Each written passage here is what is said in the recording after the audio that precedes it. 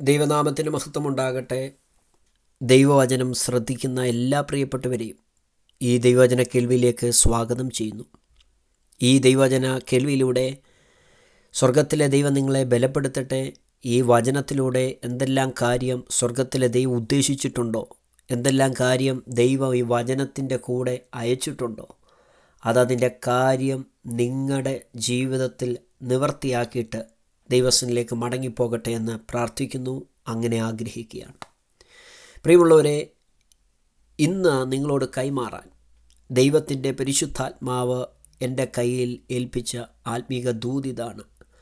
മാനുഷിക ബുദ്ധിയിൽ ഭോഷത്വമെന്ന് തോന്നിയാലും ദൈവശബ്ദത്തെ പൂർണ്ണമായും അനുസരിക്കുക.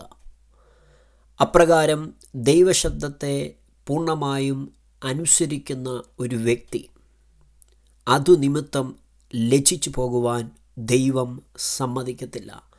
താങ്കളിപ്പോൾ ആയിരിക്കുന്ന ജീവിത സാഹചര്യത്തിൽ ദൈവശബ്ദത്തെ, ദൈവം പറഞ്ഞ വാക്കിന് വില കൊടുക്കാൻ തയ്യാറാണെങ്കിൽ, മാനുഷിക ബുദ്ധിയിൽ ഭോഷത്വമെന്ന് മനുഷ്യർ മുഴുവൻ നിങ്ങളോട് പറഞ്ഞാലും ദൈവശബ്ദമാണ് എന്നതിൻ്റെ പേരിൽ നിങ്ങളതനുസരിക്കാൻ തയ്യാറാണെങ്കിൽ അത് നിമിത്തം ഒരു നഷ്ടവും നിങ്ങളുടെ ജീവിതത്തിൽ സംഭവിക്കത്തില്ല. തല കുനിയാൻ, ലജ്ജിച്ചു പോകാൻ ദൈവം അനുവദിക്കത്തില്ല. വിശുദ്ധ തിരുവചനം നമ്മൾ വായിക്കുമ്പോൾ ദൈവം പറഞ്ഞത് മാനുഷിക ബുദ്ധിയിൽ ഭോഷത്വമെന്ന് തോന്നിയപ്പോഴും അത് പൂർണ്ണമായും അനുസരിച്ച പല വ്യക്തികളെ നമുക്ക് കാണാൻ കഴിയും.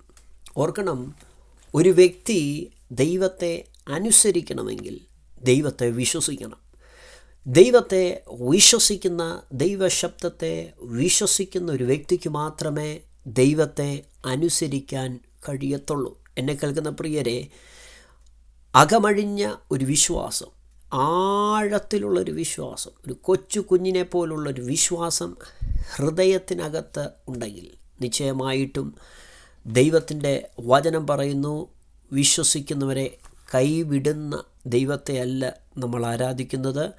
വിശ്വസിക്കുന്നവർ ഒരു കാലത്തും ലജ്ജിച്ചു പോകാൻ ദൈവം സമ്മതിക്കത്തില്ല.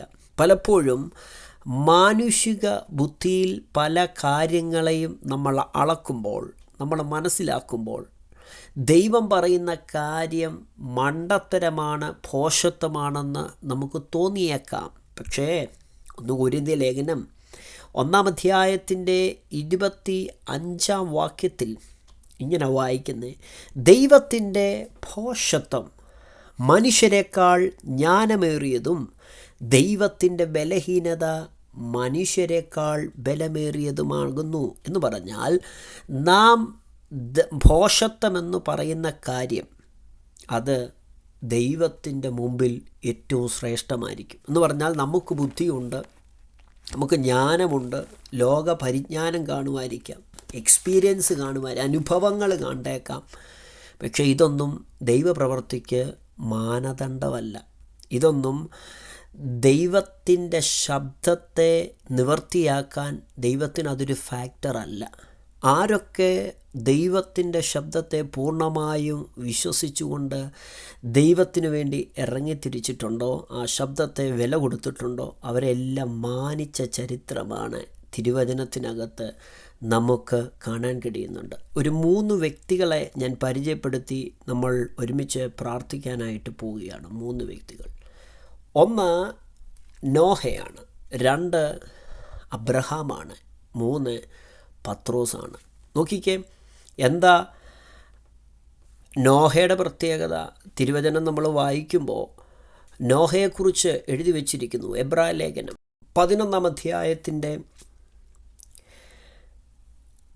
7-ാം വാക്യം, വിശ്വാസത്താൽ നോഹ അതുവരെ കാണാത്തവയെക്കുറിച്ച് അരുളപ്പാട് ഉണ്ടായിട്ട് ഭയഭക്തി പൂണ്ട് തൻ്റെ കുടുംബത്തിൻ്റെ രക്ഷയ്ക്കായിട്ട് ഒരു പെട്ടകം തീർത്തു. അതിനാൽ അവൻ ലോകത്തെ കുറ്റം വിധിച്ച് വിശ്വാസത്താലുള്ള നീതിക്ക് അവകാശിയായി തീർന്നു. നോക്കിക്കേ, അതുവരെ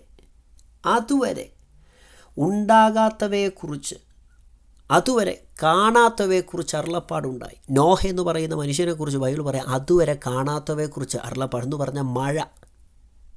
മഴയില്ലാതിരുന്ന, മഴ ഉണ്ടാകാതിരുന്ന ഒരു കാലത്ത് മഴയെക്കുറിച്ച് അരുളപ്പാടുണ്ടായി. ഒരു ജലപ്രളയമുണ്ടാകും, ജലപ്രളയത്തിൽ സകല മനുഷ്യരും നശിക്കും, അതുകൊണ്ട് ഒരു പെട്ടകം ഉണ്ടാക്കണം എന്ന് പറഞ്ഞു. അദ്ദേഹത്തെക്കുറിച്ച് നീതിപ്രസംഗി എന്നാണ് പറയുന്നത്. നീതിപ്രസംഗിയായ നോഹ പ്രസംഗിച്ച് നടക്കുക. ജലപ്രളയം വരുന്നു, രക്ഷപ്പെട്ടു.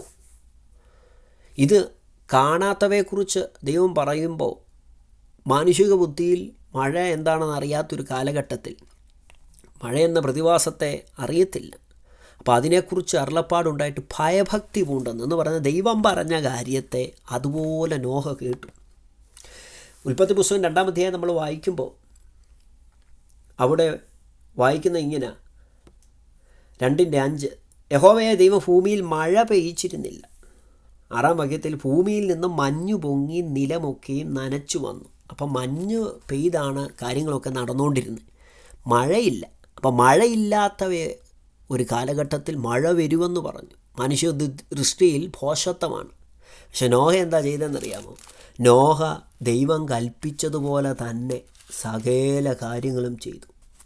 6-ാം അധ്യായം 7-ാം അധ്യായം ഒക്കെ നമ്മൾ വായിക്കുമ്പോൾ നോഹ ചെയ്ത കാര്യത്തെക്കുറിച്ച് 6:22 എഴുതി വെച്ചിരിക്കും. ദൈവം തന്നോട് കൽപ്പിച്ചതൊക്കെയും നോഹ ചെയ്തു, അങ്ങനെ തന്നെ അവൻ ചെയ്തു. എന്നെ കേൾക്കുന്ന പ്രിയരെ, മാനുഷിക ദൃഷ്ടിയിൽ മണ്ടത്തരമാണ്, ഭോഷത്വമാണെന്ന് തോന്നിയാലും ദൈവം പറഞ്ഞ കാര്യമാണോ ചെയ്തോണം.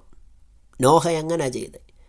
നോഹ യഹോവയായ ദൈവം കൽപ്പിച്ചതൊക്കെയും ചെയ്തു, അങ്ങനെ തന്നെ ചെയ്തത്. ഈ ദിവസങ്ങളിൽ ദൈവശബ്ദത്തിന് വേണ്ടി നീ കാലെടുത്ത് വെക്കുവാണെങ്കിൽ ഒരു കാര്യം പറയാം, മനുഷ്യൻ മണ്ടത്തരമാണ്, ഭോഷത്വമാണെന്ന് പറഞ്ഞാലും നീ എടുത്തു വെച്ച സ്റ്റെപ്പിൻ്റെ മേൽ സ്വർഗത്തിലെ ദൈവത്തിൻ്റെ ദൃഷ്ടി പതിഞ്ഞിട്ടുണ്ട്. നീ ലജ്ജിച്ചു പോകാൻ ദൈവം സമ്മതിക്കത്തില്ല. പരിശുദ്ധാത്മാവ് ശക്തമായി ഇടപെടുകയാണ്.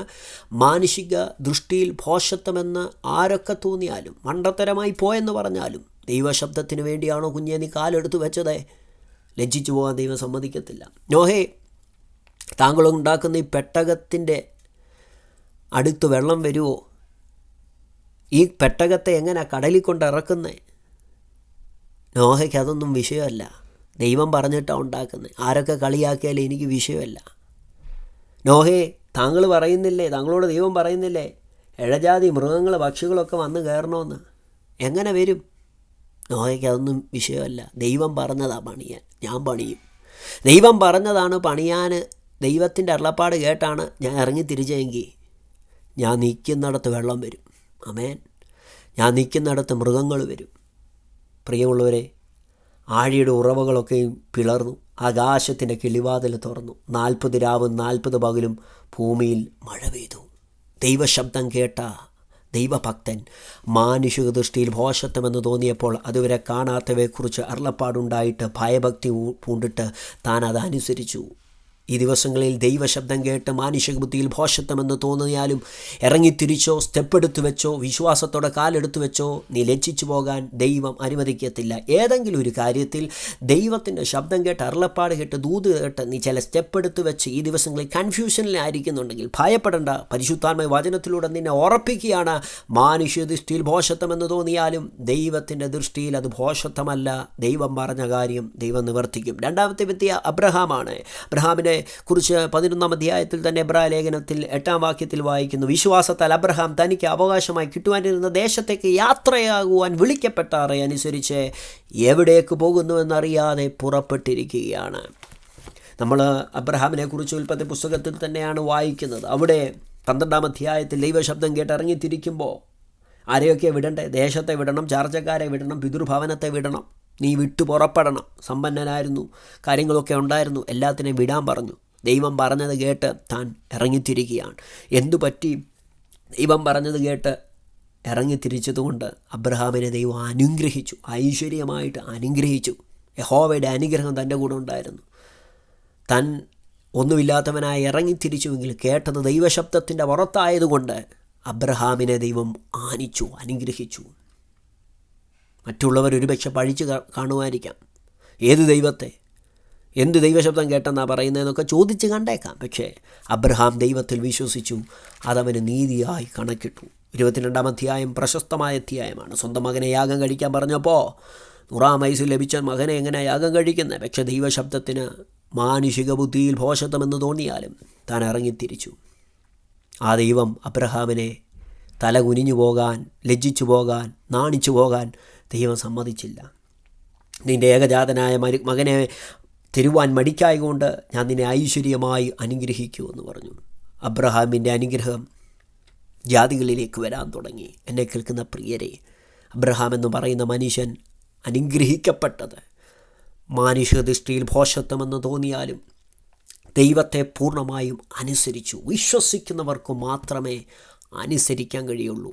നിയമത്തിലെ ഒരു വ്യക്തിയാണ് പത്രോസ്. നമുക്കറിയാം.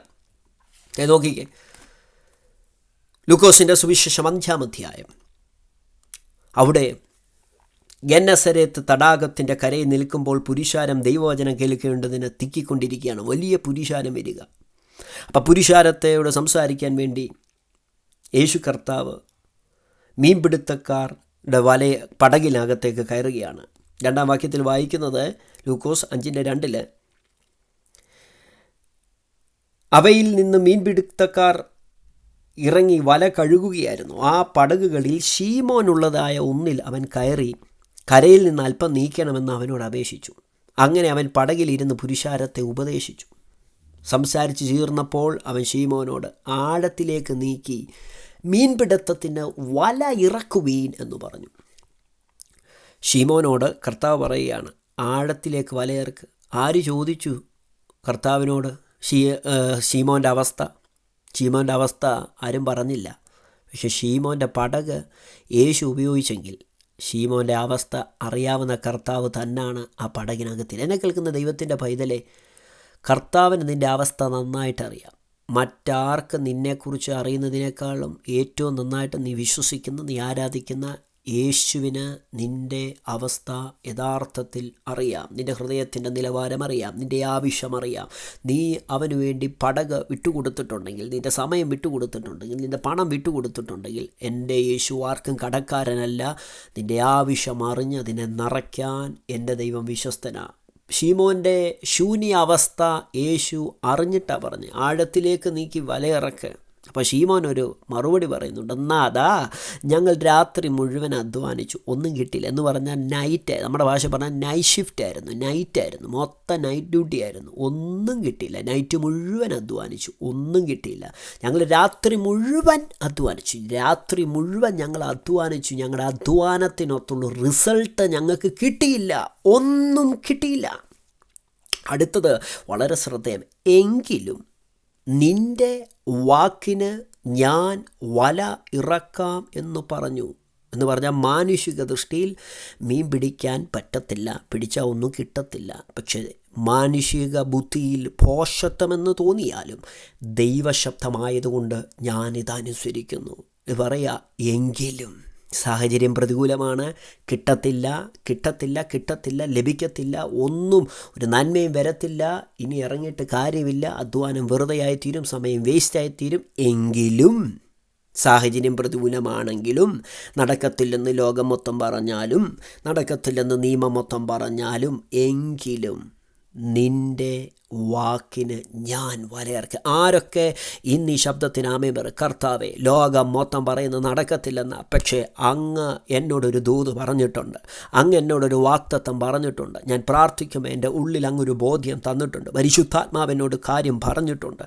ഒരു സാഹചര്യവും ഇല്ലാത്തടത്തായിരിക്കും നീ ദൂത് കേട്ടത്, ഒരു സാഹചര്യവും ഇല്ലാത്തടത്തായിരിക്കും കർത്താവ് ചില കാര്യങ്ങൾ നിന്നോട് ചെയ്യാൻ പറഞ്ഞു. ചെയ്തോണം, വല ഇറക്കിക്കോണം, പടകിറക്കിക്കോണം, താമസിക്കരുത്. സമയം എപ്പോഴും നമ്മെ കാത്തിരിക്കത്തില്ല. ദൈവം പറയുന്ന സമയത്ത് നീ ഇറങ്ങിക്കോണം. നീ സ്നാനപ്പെടാൻ കർത്താവ് പറഞ്ഞ സ്നാനപ്പെട്ടോണം. വിശുദ്ധിക്ക് വേണ്ടി, വേർപാടിന് വേണ്ടി, ദൈവ വേലയ്ക്ക് വേണ്ടി ഇറങ്ങാൻ പറയുമ്പോൾ ഇറങ്ങിക്കോണം. ഇപ്പോഴാകുന്നു സുപ്രസാദ കാലം, ഇപ്പോഴാകുന്നു രക്ഷാ ദിവസം. കർത്താവ് പറയുമ്പോൾ ചാടി ഇറങ്ങുന്നവരെയാണ് കർത്താവിന് ആവശ്യം. പറയുക, നിൻ്റെ വാക്കിന് ഞാൻ വലയിറക്കാം. ഒരുപക്ഷെ മറ്റുള്ളവരെന്നെ കളിയാക്കുമായിരിക്കും, ഇനിയും വല ഇറക്കാൻ പോകാമെന്നോ പരിഹസിച്ചേക്കാം. ബട്ട് ഞാനതൊന്നും ഓർക്കുന്നില്ല. മനുഷ്യനെന്ന് പറയുന്നു ഞാൻ ഓർക്കുന്നില്ല. നിൻ്റെ വാക്കിന് ഞാൻ വലയിറക്കാം.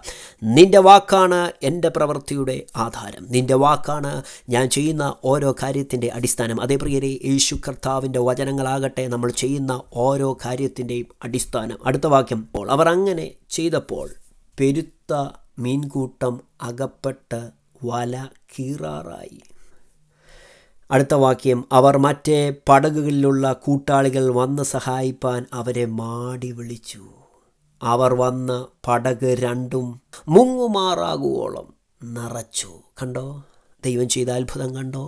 പത്രോസ് വല ഇറക്കിയില്ലായിരുന്നുവെങ്കിലോ ആ അത്ഭുതം അവിടെ നടക്കത്തില്ല. മാനുഷിക ദൃഷ്ടിയിൽ ഭോഷത്വമെന്ന് തോന്നിയാലും ദൈവശബ്ദത്തെ പൂർണ്ണമായും അനുസരിക്കൂ, ഒരത്ഭുതം നടന്നിരിക്കും. ലജ്ജിച്ചു പോകാൻ ദൈവം സമ്മതിക്കത്തില്ല. എന്തൊക്കെ കാര്യം വചനത്തിലൂടെ ദൈവം നിന്നോട് ചെയ്യാൻ പറഞ്ഞു, ചെയ്തോണം. ഇടം വലം നോക്കരുത്, മനുഷ്യൻ്റെ അഭിപ്രായങ്ങൾ നോക്കരുത്. മനുഷ്യൻ ഇന്ന് പറയുന്ന മനുഷ്യൻ നാളെ മാറ്റിപ്പറയും. പക്ഷെ മാറ്റിപ്പറയാത്ത ഒരുവനേ ഉള്ളൂ, അത് നമ്മൾ ആരാധിക്കുന്ന ജീവനുള്ള ദൈവത്തിൻ്റെ പുത്രൻ മാത്രമാണ്. അതുകൊണ്ട് വിശ്വസിക്കുക, ഏറ്റെടുക്കുക. എല്ലാ നിരാശകളും മാറിപ്പോകട്ടെ, എല്ലാ ഭാരങ്ങളും മാറിപ്പോകട്ടെ, സംശയങ്ങൾ മാറിപ്പോകട്ടെ. അത്ഭുതം ചെയ്യുന്നവൻ ഇന്നും ജീവിക്കുന്നു. അബ്രഹാമിനെ പോലെ, നോഹയെ പോലെ, പത്രോസിനെ പോലെ കർത്താവിൻ്റെ വാക്കിന് വലയിറക്കുക. കർത്താവ് പറയുന്നത് പോലെ, കൽപ്പിക്കുന്ന പോലെ ചെയ്യുക. വിശ്വസിക്കുന്നവരാൽ വലിയ കാര്യങ്ങൾ സംഭവിക്കും, അടയാളങ്ങൾ സംഭവിക്കും. വിശ്വസിക്കുന്നവർക്ക് മാത്രമേ അനുസരിക്കാൻ കഴിയത്തുള്ളൂ.